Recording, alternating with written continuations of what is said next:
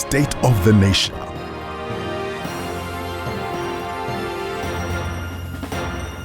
Water from a tap. Somebody, anybody to clear up all that rubbish piling up in our streets. Street lights at night, traffic lights that work. We want roads, good roads, roads that don't break a car in two and shake your bones. We are talking about basic services. This is what we are asking for from our local authorities. It's the cry of most Zimbabweans. Our service delivery has basically collapsed. Who do we blame? Who is in charge? And just who should we look up to for solutions? Let's take a look. This is Harare, beautiful from above. Once it was called the Sunshine City, famed for its clean streets aligned with jacaranda trees. Remember the fountains in the parks? Remember when you went to Harare Gardens for photos? That's all changed. Today, there's litter everywhere. The roads are getting worse. Just a bit of rain and you need a boat to navigate the streets. Look at this guy here. What has gone wrong? It's a question that is being asked in many local authorities. Harare is just one of the messes that we're seeing among the many local councils. So first, let's understand how councils work.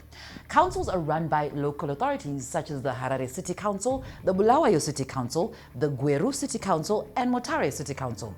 Then there is the Ministry of Local Government, which is in charge of policies and laws through Parliament. Laws such as the Regional Town and Country Planning Act and the Urban Councils Act and many others. These laws must then be used by city councils to run our cities and towns daily. Councils use what are called bylaws. These are your day-to-day regulations on how the city is run, like maintenance work, like picking up litter, parking, fixing, and maintenance of the water reticulation system. Simple, right? How do local authorities work? We elect councillors. These councillors form committees. It could be a committee on public works, a committee on health, or a committee on finance. These committees are supposed to oversee the work of the council administration at Townhouse. Are you keeping up? So at least these councillors should have at least some qualification to understand systems and processes of how their organization works. But this hasn't been happening. Lack of basic accountability in our cities and towns have brought some infringement of some of our constitutional rights, such as access to water. We then ask this simple question: where's the money? The money we pay as rates, fines, parking, vendor fees, where's it going? These rates and many more payments need to trickle down to proper service delivery, like the quality of water in our taps and that garbage actually collected. But this has not been happening for 20 years, and we know who suffers in the end. It's us, the residents. So what must happen? Last year, the Auditor General put out a report.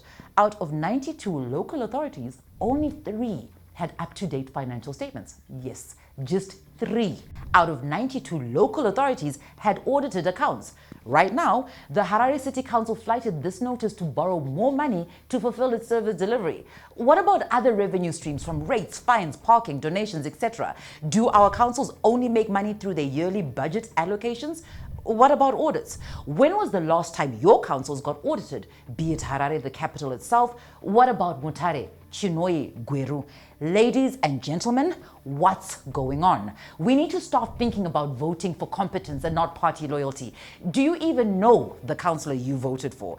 Have they ever brought minutes and reports back to your ward? Bet you just voted for them because they were representing your favorite party. But are we voting for those who can actually deliver? Here's something you should worry about. This is what the Auditor General said about Harare. Among the essential skills required in the Finance and Audit Committee are accounting/financial expertise. I noted that there was no representation of this discipline on the committee. Think about it. Nobody in the Finance Committee knows anything about finance. No wonder we find ourselves in such a mess. How do you expect them to understand the money that ratepayers are paying? This is where part of the issue is. Yes, we see government stepping in. We see these positive interventions.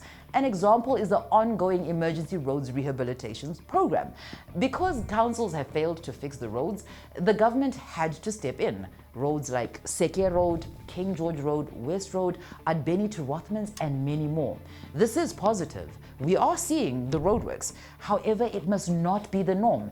It must start with making sure that councils are accountable and professional in their day-to-day runnings. But it must start with us demanding competent people in our councils. It must not be about what color your party regalia is or how well you can shout at a rally. It must be about competence, accountability, and service delivery.